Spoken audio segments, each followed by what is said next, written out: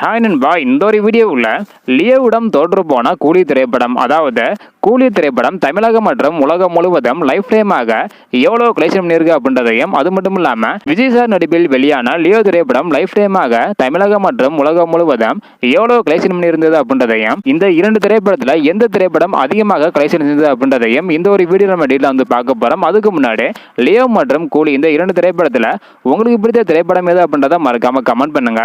Okay அன்பா, வாங்க இன்னைக்கு வீடியோக்குள்ள போகலாம். ஓகே அன்பா, கூலி திரைப்படம் வந்து பாத்தீங்கன்னா கண்டிப்பாக 1000 கோடி வசூல் பண்ணும் அப்படின்றக்கான ஒரு எதிர்பார்ப்பு இருந்தது. ஸோ எல்லாருமே கண்டிப்பாக கூலி திரைப்படம் 1000 கோடி வசூல் பண்ணும் அப்படின்னு சொல்லிட்டு இருந்தாங்க.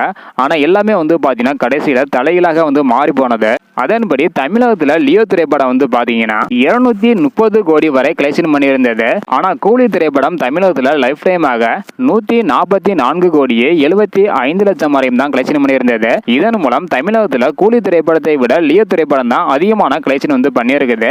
அது மட்டும் இல்லாம கூலி திரைப்படம் லைஃப் டைமாக உலகம் முழுவதும் 501 கோடி வரை கலெக்ஷன் வந்து பண்ணியிருக்குது.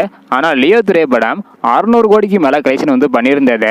இதன் மூலம் கூலி திரைப்படத்தை விட லியோ திரைப்படம் தான் தமிழகம் மற்றும் உலகம் முழுவதும் அதிகம் கலெக்ஷன் செய்த ஒரு திரைப்படம். ஸோ தமிழகத்தில் கூலி திரைப்படம் 144 கோடியே 75 லட்சமும், ஆந்திராவில் 68 கோடியே 65 லட்சமும், கேரளாவில் 24 கோடியே 80 லட்சமும், கர்நாடகாவில் 40 கோடியே 20 லட்சமும், வட மாநிலங்களில் 45 கோடியே 50 லட்சமும், வெளிநாடுகளில் 177 கோடியே 55 லட்சமும், மொத்தமாக உலகம் முழுவதும் லைஃப் டைமாக கூலி திரைப்படம் 501 கோடியே 45 லட்சம் வரையும் கலெக்ஷன் பண்ணியிருக்குது. ஸோ லியோ திரைப்படம் 600 கோடிக்கு மேலே கலெக்ஷன் பண்ணியிருந்தது.